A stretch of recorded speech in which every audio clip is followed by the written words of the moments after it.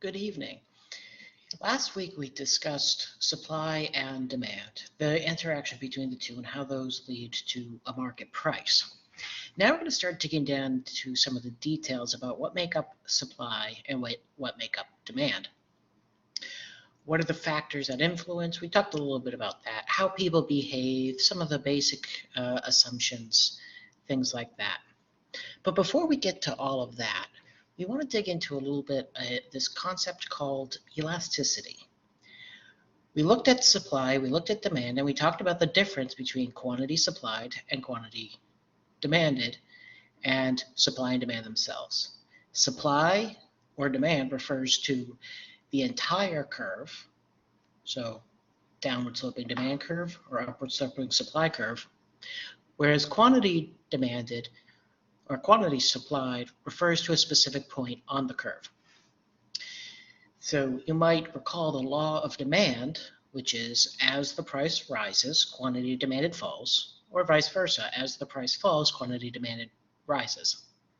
Now we're asking the question, when price changes, by how much does quantity change? And it turns out that the answer to that question has some pretty interesting implications that seem very counterintuitive and probably go against your basic common sense. So my recommendation, if at the end of this lecture you still don't understand, go back, listen to this again, maybe thumb through the chapter again, but of course always reach out to me. I'm happy to set up any kind of Zoom chat to go over this more. The next couple of chapters are very counterintuitive. They're very difficult. So if you have questions, don't feel bad. Everybody does. So without further ado,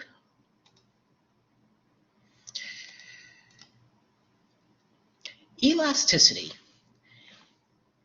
is a measure of the responsiveness of one variable compared to changes in another. We primarily are concerned with price elasticity of demand and price elasticity of supply. What this means is we're looking at the change in quantity demanded or quantity supplied and a change in price. Specifically, we're looking at a percentage change in quantity and a percentage change in price. When we're looking at the price elasticity of demand, that's a percentage change in the quantity demanded of a good or service. So a movement along the curve, not movement on the curve, divided by the percentage change in price. And same with supply. There are three categories of elasticity. You can have elastic demand or elastic supply, which is when the quantity changes and the quantity is more responsive to a change in price than the quantity is more responsive to a change in price. The percentage change in quantity is greater than the percentage change in price. So a small change in price causes people to really change their quantity demanded or quantity supplied if we're looking at the supply curve. You could have inelastic demand or inelastic supply, which is a relatively small change in quantity compared to the change in price. And then you can have unit elastic, which is a one-for-one change. If price increases by 1%, quantity changes by 1%. So since this is a ratio, when elasticity is greater than 1, so the percent change in quantity is divided by the percent change in price, which is elasticity, is greater than 1, then it is elastic. When it is exactly 1, it's unitary elastic. If it's less than 1, it's inelastic. There are lots of ways to calculate this percent change in quantity over percent change in price. If this were a higher level economics course, we would use calculus. I don't want to do calculus. So we are instead going to use the midpoint method, where we look at the change in quantity, look at the change in price, and simply calculate it that way. So the top half of the formula, the percent change in quantity, is your new quantity minus your old over your new quantity plus the old quantity divided by 2 times 100. And same thing with the price. This works out to be the percent change in quantity or the percent change in price.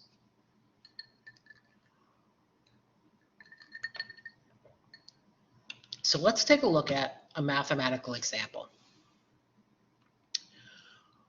We want to know what happens as the price falls from point B to point A here.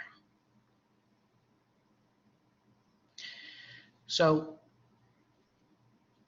the price falls from $70 per unit to $60 per unit. How does that, at what point along the demand curve, or how elastic is this? So we look at the change in quantity. We calculate the percent change in quantity. So we're at 3,000 now.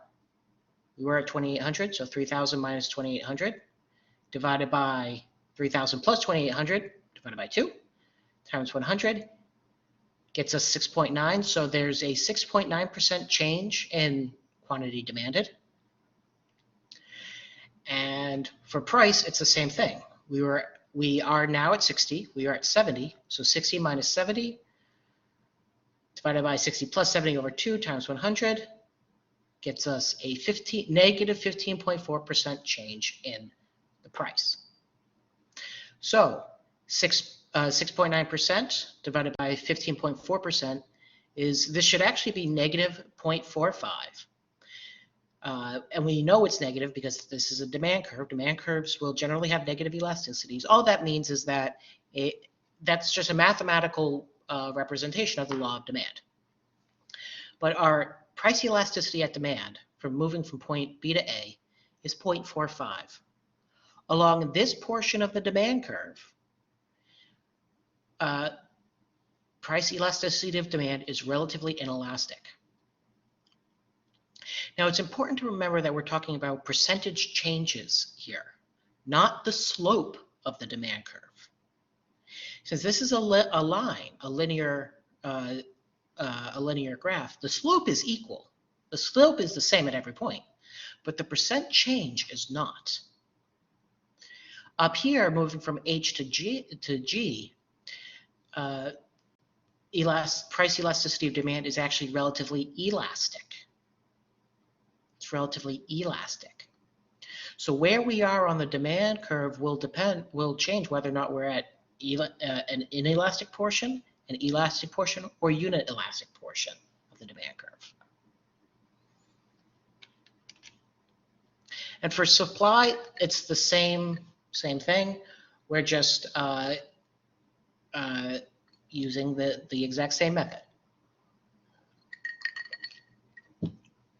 For here, we're moving from point A to B, the same calculation, and we get a price elasticity of supply of 3.53. This is greater than 1. So between point A and B, supply is relatively elastic. Small changes in price lead to large changes in quantity supplied. There are a couple of fun little theoretical examples.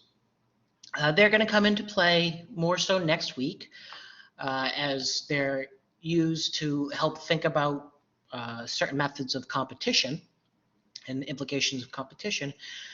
But we have what's called perfectly elastic supply and demand, which means you will consume or you will supply as much as you can at a given price. The price cannot go up or down, but quantity demanded or quantity supplied can just go on forever, essentially. Again, these are simple theoretical stories. The opposite of that is perfectly inelastic, which means no matter what the price is, you're going to consume a certain amount. You're not going to consume more, you're not going to consume less, or supply a certain amount. These are obviously unrealistic. You cannot consume anything at an infinite price. At some point, your quantity demanded is going to go to 0. I can't charge you $1 billion for food, even though you need food to survive. At some point, you're going to choose to die. But over certain ranges, you might have a perfectly inelastic or perfectly elastic supply or demand curve, and that can have big implications. Yeah, there's also constant unitary elasticity when you get a demand curve or a supply curve in this case that is actually a curve.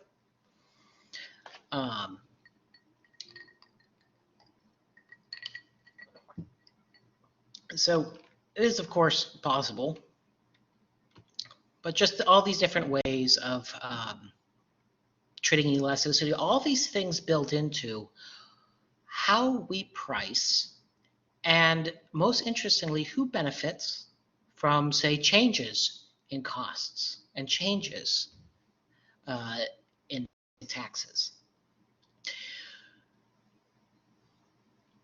What we are going to do is we're going to assume that firms are profit maximizing. That's one of our key assumptions here, and consumers are as well. Firms want to maximize their profits. They want to get as much as possible. And likewise, consumers want to get much as possible. So what sometimes businesses will do is when costs fall, say a new technology comes along, they can pass some of those cost savings on to customers. The idea being, if they can lower their price, they can steal more customers from other businesses, and they can maximize their profits. Well, to what extent can suppliers do that? Well, it turns out the answer is through elasticity. When the demand curve is relatively inelastic compared to the supply curve, then consumers will tend to benefit from the cost savings, as we can see in this panel A. The supply curve shifts outward. That was one of our implications of supply. A decrease in your cost of inputs will increase supply. Look at what happens to the equilibrium price. The equilibrium price goes from P0 all the way down to P1. And there's relatively little change in quantity in the equilibrium quantity. The consumers really benefit from this.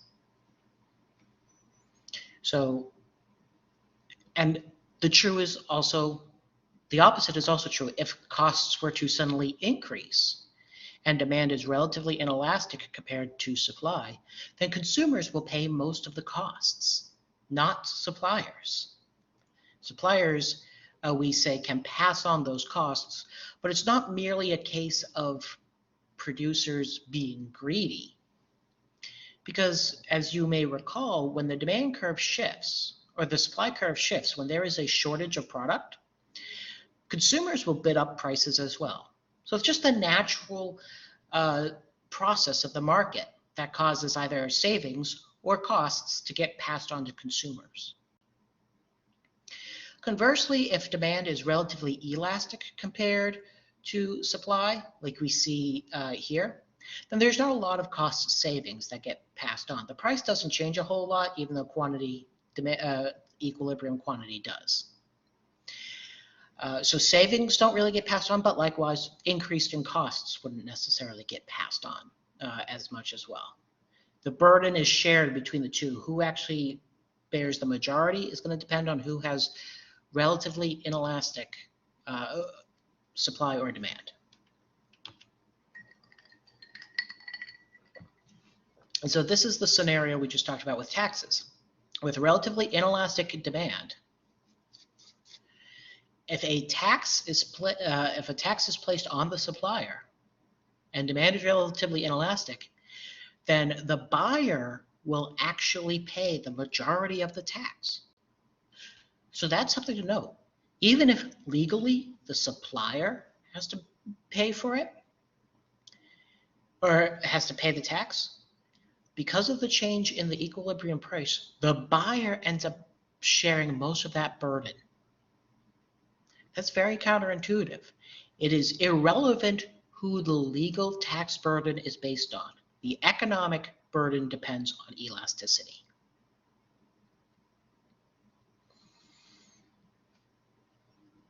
So if demand is relatively inelastic, the consumer will pay most of the tax. If demand is relatively elastic, the producer will pay most of the tax. This is something that comes up. I am recording this lecture in the fall of 2021, and there's a lot of debate right now about whether or not it's fair that producers can pass taxes, increase taxes onto consumers. Now, this, of course, doesn't answer whether or not it's fair. It answers whether or not it's natural. And it is natural for suppliers to pass on, or conversely, for consumers to be willing to take on a higher price. That's what relatively inelastic demand curves suggest, that consumers are willing to take on a higher price.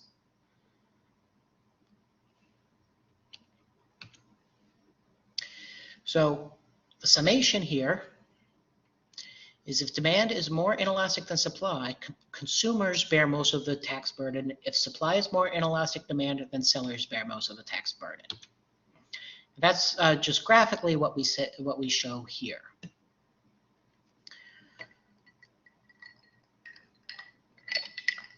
I'm not going to go over this in too much detail right now, but the basic idea is just graphically, when demand is relatively inelastic, the consumer takes on most of the tax, and when demand is relatively elastic, the producer takes on most of the tax.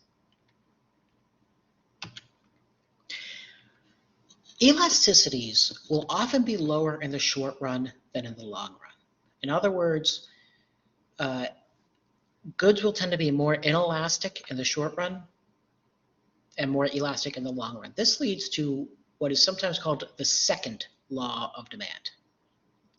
The second law of demand states that the longer that prices remain relatively high, the more elastic the demand curve becomes. The reason why is high prices incentivize people to look for substitutes. And one of the things that affects elasticity is how many substitutes exist. So people might look for other supplies. They might find new ways to cut back on their quantity demanded, things like that. So this leads to changing tax burdens. This leads to changing revenue decisions for firms. Elasticity will affect how firms, whether or not firms can increase their revenue by raising prices. If demand is relatively inelastic, then an increase in price will lead to an increase in revenue. If demand is relatively elastic, then actually a decrease in price can lead to a decrease in revenue. But you can't keep prices too high because eventually consumers will become more elastic. They'll find out new substitutes and they'll move away. So just as an indication, a sort of case study, one that I think is quite apropos given everything that's going on right now. In the short run, people are inelastic to an increase in the price of crude oil. Gasoline prices jump up, heating prices jump up, and the decrease in quantity demanded isn't that great. But over time, people find new ways. They might switch to substitutes like natural gas. They might switch to substitutes like wood fires. My parents have a wood fire in their basement. And when the price of oil gets sufficiently high, they switch over to wood.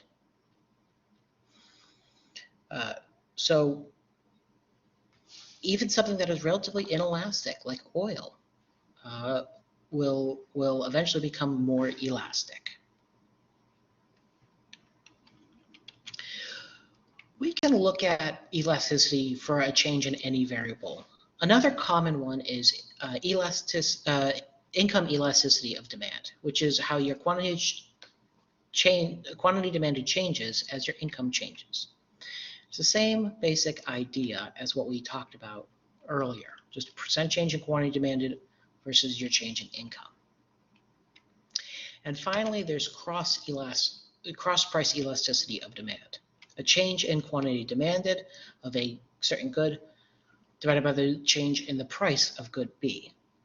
This will lead into complements and substitutes. If there's an increase in the price of B and an increase in the quantity demanded of good A, then there's substitutes. So if it's a positive number, there's substitutes. If it's a negative number, then they're complements. So elasticity has a lot of uses. It's something that economists find a lot of value in. If you go on to take higher level economics classes, then you will spend a lot of time learning about elasticities and their various uses. So with that, that brings us to the conclusion of chapter 5. And some of our first kind of counterintuitive ideas. It doesn't matter who a tax is put on or who faces a cost increase. What matters is elasticity for who actually ends up footing the bill.